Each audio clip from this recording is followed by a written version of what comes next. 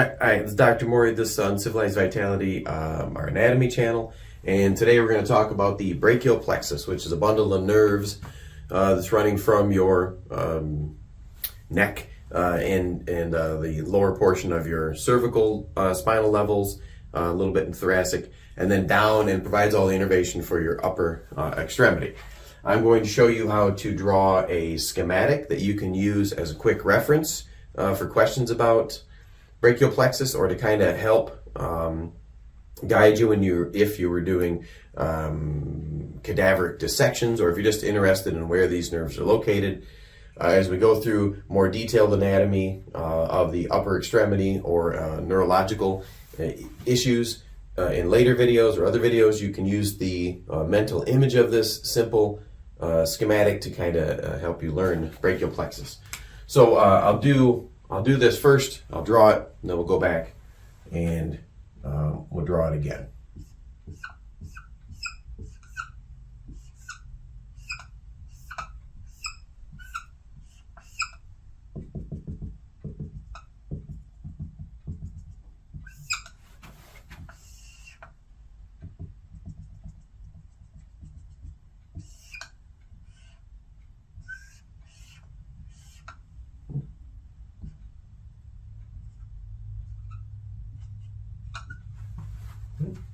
This would be your brachial plexus schematic. There are going to be 3 other accessory nerves off here, 3 others here, 1 here, 1 here, 1 here, 1 off of here, and then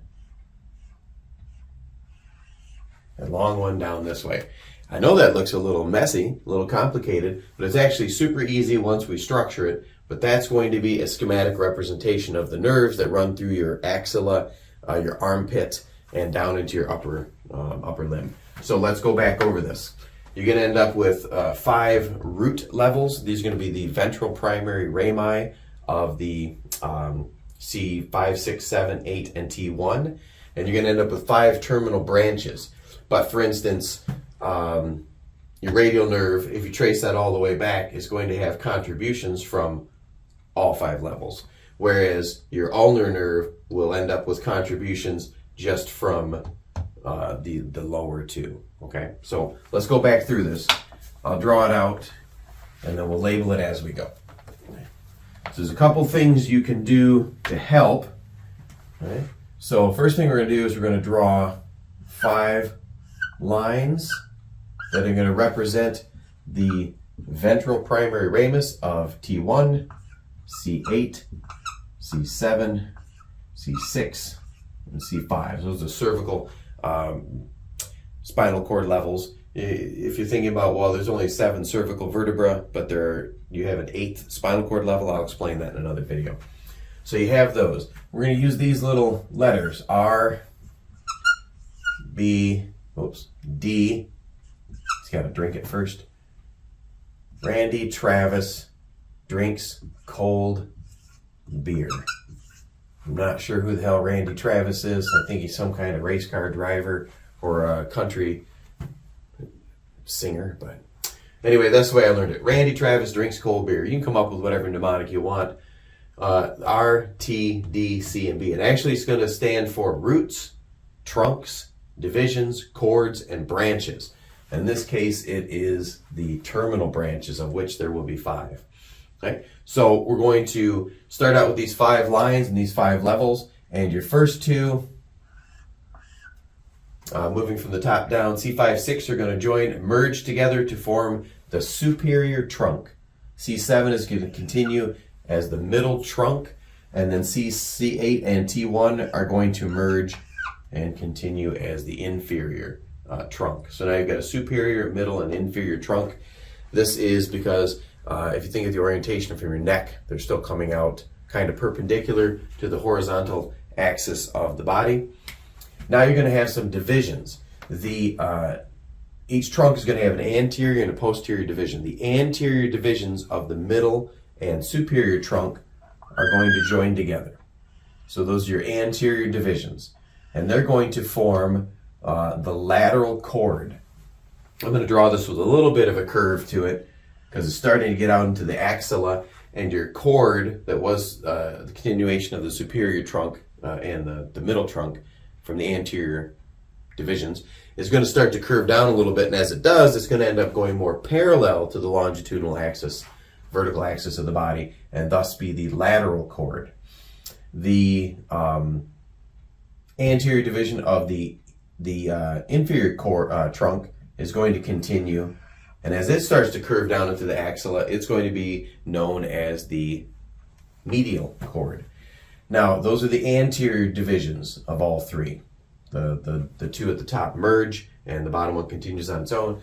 Then with dashed lines, I'm going to show the contribution and merging of the posterior divisions of all three cords.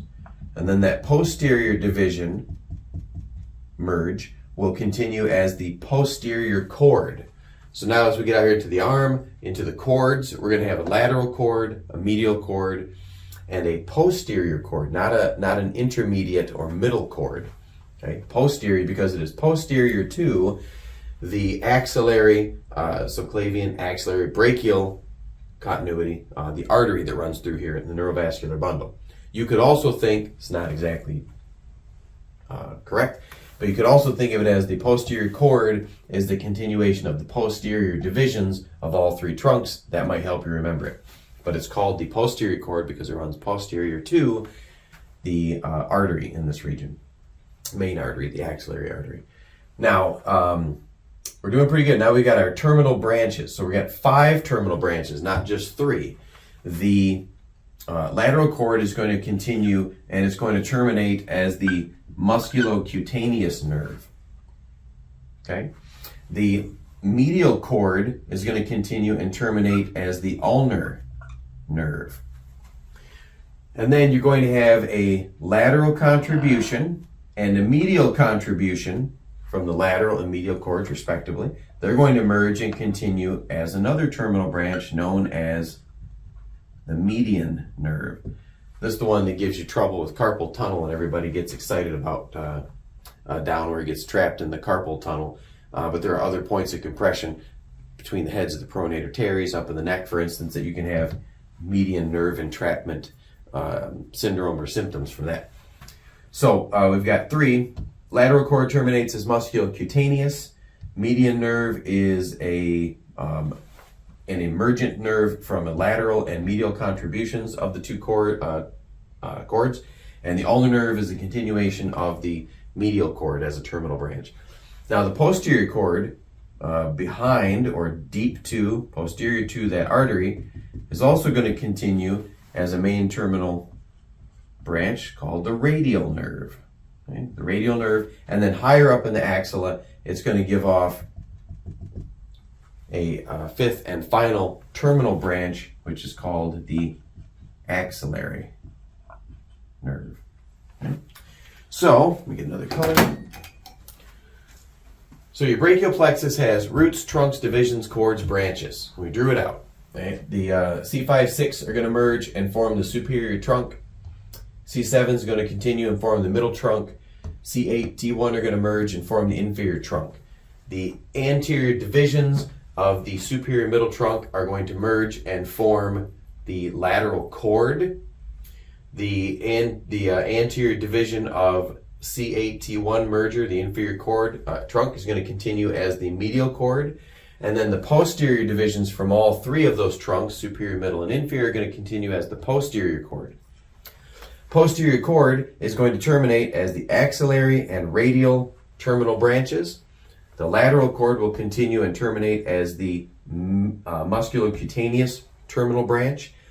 The medial cord will continue and terminate as the ulnar terminal branch or terminal nerve.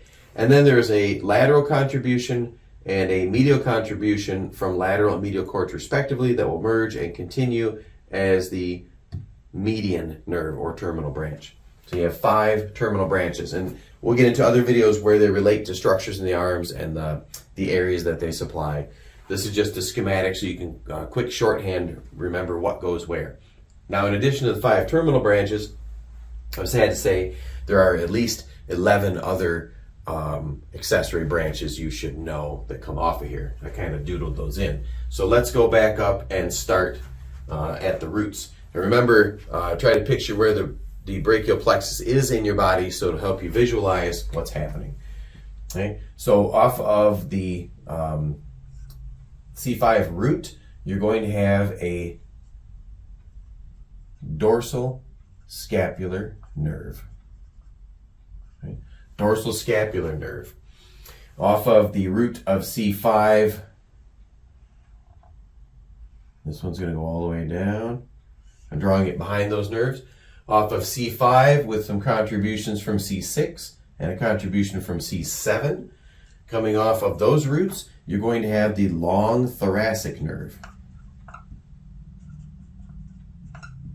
It's going to supply your serratus anterior. Now remember, these are up off the roots, so they're up deep in the neck. You're not going to see those in an axillary or even a supraclavicular sort of dissection. We'd have to get further up to see those. Now coming out off of the superior trunk, you're going to have, I draw one below and I draw one above. The one above, this schematic line is going to pair with the dorsal scapular nerve, which is going to supply, if you think about it looking straight through me, the medial border or vertebral border of my scapula.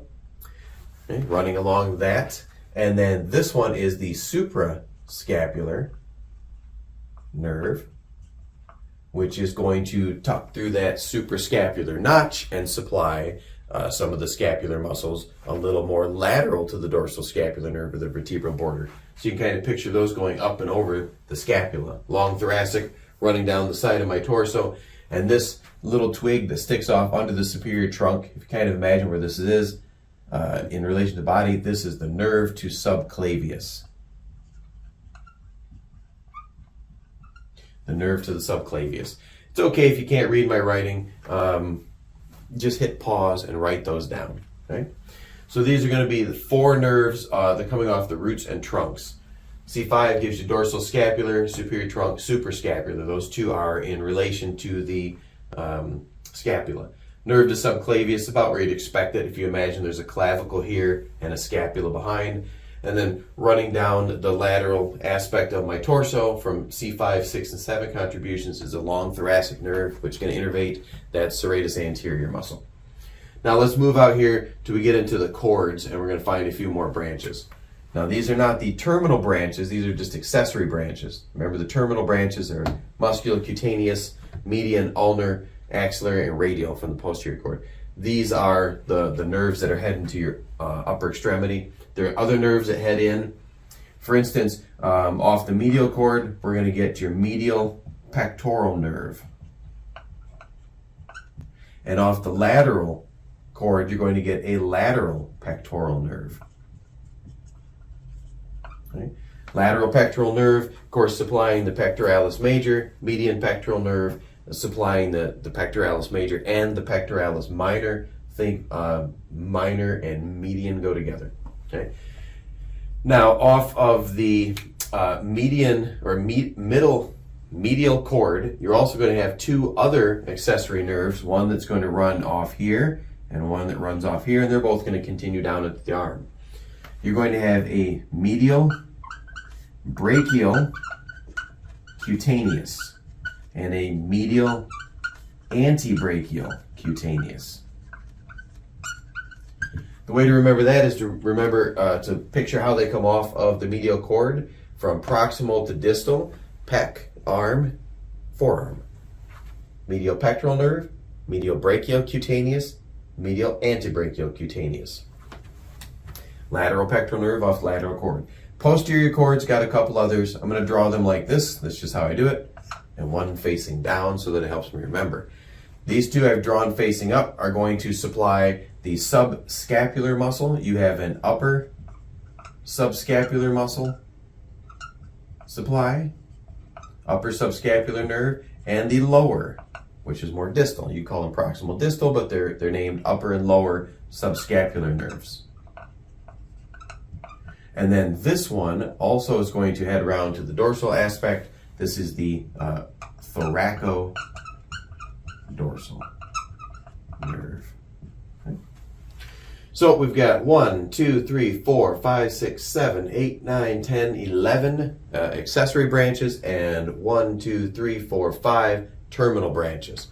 So you get your 16 nerves that come off the 5 roots or 5 cord levels of the brachial plexus. This is a simple schematic. You could just quickly, you don't have to label all of them, but once you memorize it, you just would dot this down like the margin or on a note card, or just mentally picture it when you're trying to sort out cord contributions to terminal nerves, or you're working through your clinical anatomy, sorting out loss of function or pain syndromes, and this will help you track that down. We'll go through maybe the cervical plexus, and when we get to lumbosacral plexus videos, you'll see that this is indeed actually the simplest one. Hope you enjoy it. Go back through, if you can't read my writing, or if I'm, just go back and watch it. Hit pause when you want to write this down and practice drawing this schematic out over and over so you can do it quickly or just picture it in your mind. And this will help you out a lot. We're talking about innervation issues in the upper limb. So, hope you enjoy.